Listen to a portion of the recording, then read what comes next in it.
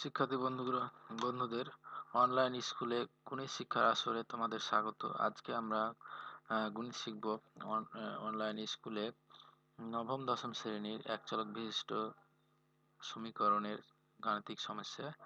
এই গাণিতিক সমস্যাগুলো আছে নবম দশম শ্রেণীর পঞ্চম অধ্যায়ে। এই পঞ্চম অধ্যায়ের বিভিন্ন গাণিতিক সমস্যা নিয়ে আমরা গত পর্বের টিউটোরিয়ালগুলোতে আলোচনা করেছি। সেই অঙ্কগুলো তোমরা নিশ্চয়ই জানো। সেই অঙ্কগুলো হচ্ছে 5.1-এ আমরা আলোচনা করেছি 5, 6, 7, 8, তারপরে করছি 19 নাম্বার, 15 নাম্বার, 21, 22, সেই ধারাবাহিকতা রেখে আজকে আমরা অঙ্ক করব। এখন যে অঙ্কটি আমরা তোমাদের জন্য সলিউশন আকারে ভিডিও টিউটোরিয়াল করে দেখাবো, সেটি হচ্ছে এখন আমরা করব এই 26 নাম্বার অঙ্কটি। 26 নাম্বার অঙ্কটি আমরা করার আগে বেশ কিছু বিষয় নিয়ে তোমাদের সাথে আলোচনা করা দরকার। সেটি হচ্ছে যে এই অঙ্কটিতে আসলে দেখো, যে বই যদি থাকে এবং খাতা থাকে তাহলে দেখে নাও যে 26 নম্বর অঙ্কটা কি। আসলে এখানে 120টি মুদ্রার কথা বলা আছে এবং মুদ্রাগুলো আবার দুই ধরনের মুদ্রা, একটা হলো 25 পয়সা, একটা হচ্ছে 50 পয়সা মুদ্রা। 25 পয়সা 50 পয়সা মুদ্রা মোট হিসাব করে দেখা যাচ্ছে যে টাকায় মোট হলো মুদ্রার সংখ্যা 35 টাকা। এবং এখানে আমাদের প্রশ্ন বের করতে হবে আসলে কোন ধরনের টাকা, মানে টাকা বলছি কোন ধরনের মুদ্রা কয়টি ছিল, এটাই হলো আমাদের মূল বিষয়।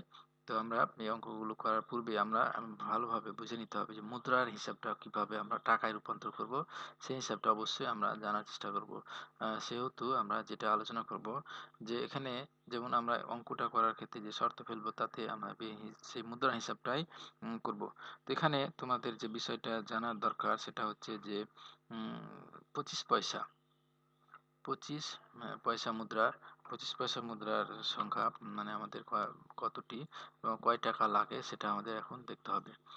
এখন যদি 25 পয়সা মুদ্রা আহ, আহ, আহ, মানে 1 টাকা হতে কয়টা লাগে, 10 পয়সা মুদ্রা 1 টাকা হতে কয়টা লাগে, অর্থাৎ যত ধরনের পয়সার হিসাবের অঙ্ক আছে সবগুলো একই নিয়মে প্রযোজ্য হয়। আমরা যেগুলো দেখেছি, তো যেমন 25 পয়সা মুদ্রা যদি হয় মানে 25 পয়সা 25 পয়সা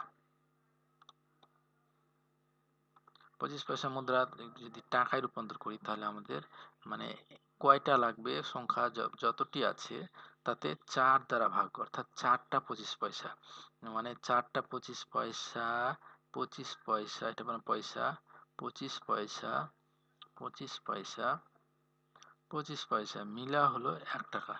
মানে 1 টাকা মানে 100 পয়সা, 100 পয়সা মানে 1 টাকা। তাহলে এই দৃষ্টিকোণ থেকে হিসাবটা করতে হবে। অথবা আমাদের যে টাকার কথা বলা হচ্ছে যে 35 টাকা 36 টাকা আরো অনেক টাকার কথা বলবো অন্যান্য হিসাবে অঙ্কতে বা সৃজনশীল কোশ্চিন যখন আমরা উত্তর করব তখনকার ক্ষেত্রে বলবে, তখন আমরা টাকাটাকে পয়সায় রূপান্তর করতে হবে। আর যদি আমরা ওটা না করি তাহলে আমাদের কি করতে হবে, পয়সাটাকে ধরে নিতে হবে, যেটা পয়সা আছে সে পয়সাটা কয়টা সংখ্যাতে 1 টাকা হচ্ছে এটা হিসাব করতে হবে।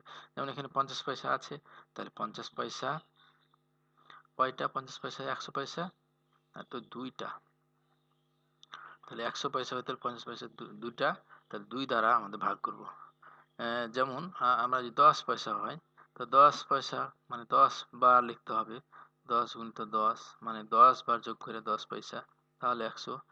অনুরূপভাবে 5 পয়সা যদি হয় তাহলে 5 গুণিত 20, তাহলে আমাদের 100 হবে। অর্থাৎ 100 হতে গেলে পয়সা কত, 20 দ্বারা লাগছে। তোমার 50 হলে 10 2 লাগছে এই হিসাবে, এবং 25 হলে 4 লাগছে, এই হিসাব করে আমাদের হিসাবটা করতে হবে। তো এই হিসাবের আলোকে আমাদের যত হিসাব পয়সা হবে সবগুলোর হিসাব আমরা এইভাবে করব, অর্থাৎ বাংলাদেশি টাকার হিসাবে এই হিসাবে টাকাগুলো এইভাবে অঙ্কগুলো করতে হবে। তো চলো যাই আমরা আসলে অঙ্কটা কিভাবে করা যায় তার হিসাব করা শুরু করি। এখন এখন আমরা করব এখন করব 26 নম্বর অঙ্ক। 26 নম্বর অঙ্ক তোমরা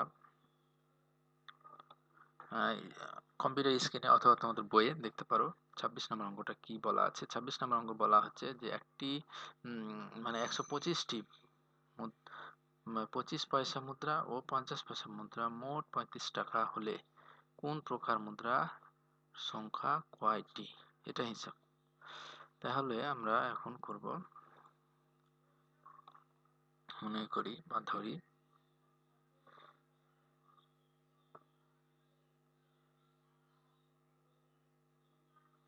ধরি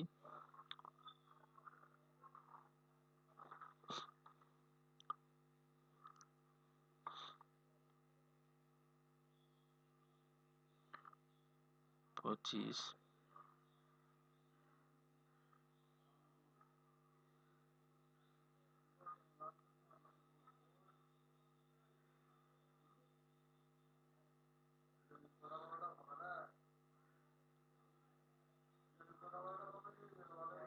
মুদ্রার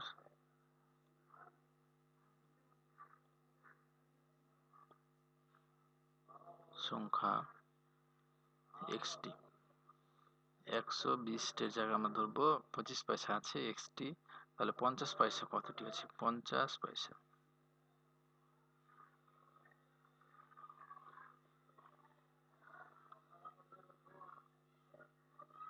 50 পয়সা মুদ্রার সংখ্যা কতটি? 50 পয়সা মুদ্রার সংখ্যা 120 মাইনাস এক্স, মানে এতটি। শর্ত মতে আমরা হিসাব করব যে আমরা পূর্বে দেখলাম যে 25 পয়সার জন্য আমরা কি করব, বা 50 পয়সার জন্য কতটি করব। তো 25 পয়সাকে x/4, এই 4টা হলো ওই পয়সা, মানে 25 পয়সা কতটা পয়সাতে 1 টাকা? 4টা, ওই জন্য 4। আর 50 পয়সা কয়টাতে 1 টাকা? 2টায়। তাহলে 120 মাইনাস x/2 ইকুয়াল টু আমাদের হিসাবে বলা হয়েছে 35 টাকা। এই হচ্ছে আমাদের 35 টাকা।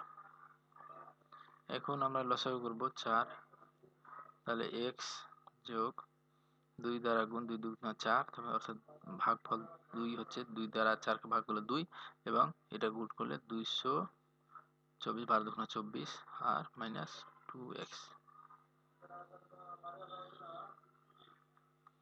ইকুয়াল টু 35, বা 240 মাইনাস x, আর x মাইনাস x মাইনাস হয়, আর আমাদের 35 গুণ করলে, 35কে 4 দ্বারা গুণ করলে কত হবে? 35 দ্বারা গুণ করলে 140,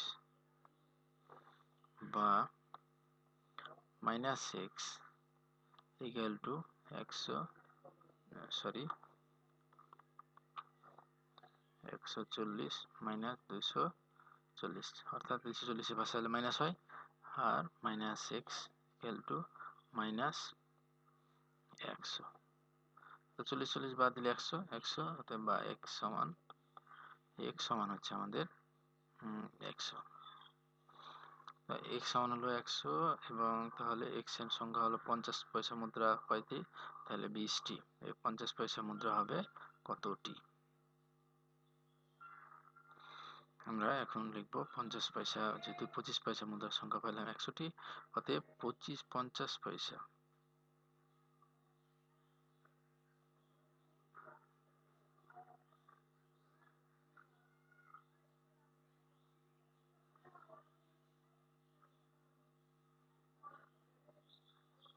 মুদ্রার সংখ্যা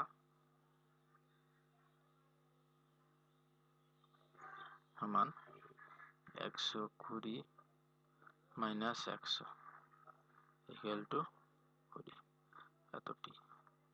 তাহলে উত্তর হলো আমাদের উত্তর আমরা লিখবো, অতএব নির্ণয়ে 50 পয়সা মুদ্রার সংখ্যা 20টি এবং 25 পয়সা মুদ্রার সংখ্যা 100টি। এই হলো আমাদের গাণিতিক সমস্যা। শিক্ষার্থী বন্ধুরা, তোমাদের অঙ্ক অন্যান্য অঙ্ক কিভাবে করা যায় বা কিভাবে করতে চাও বা কেমন পারো না পারবো, সেটার বিষয়টা আমরা অবশ্যই আমরা বিভিন্ন বিষয় নিয়ে আলোচনা করব, এবং সে সাথে আলোচনা করব অন্যান্য অঙ্ক আছে সেগুলো কত টিউটোরিয়াল আলোচনা করব। যদি তোমাদের কাছে খাতা কলম বা অন্য কোনো কিছু না থাকে, তাহলে অঙ্কগুলো করার পূর্বেই ভিডিও টিউটোরিয়াল দেখতে হবে, এবং দেখার সাথে সাথে তোমরা অঙ্কগুলো ব্যবহারিক হিসাবে, অর্থাৎ প্র্যাকটিক্যালি অঙ্ক করা না করলে অঙ্কগুলো মনে থাকবে না। সেহেতু তোমরা যে অঙ্কগুলো এখন দেখছো সেগুলো অবশ্যই খাতা কলম নিয়ে করার চেষ্টা করবে, ভিডিওগুলো দেখার সাথে সাথে। এবং আমাদের অন্যান্য ভিডিও টিউটোরিয়ালগুলো পাওয়ার জন্য অবশ্যই তোমরা আমাদের ইউটিউব চ্যানেল সাবস্ক্রাইব করবে এবং আমাদের ওয়েবসাইট onlineschool.edu.com এখানে লগ ইন করে তোমাদের প্রয়োজনীয় ভিডিওগুলো দেখতে পাবে। আশা করি তোমাদের বন্ধু এবং ক্লাস ফ্রেন্ডদের সাথে সেই ভিডিওগুলো শেয়ার করবে।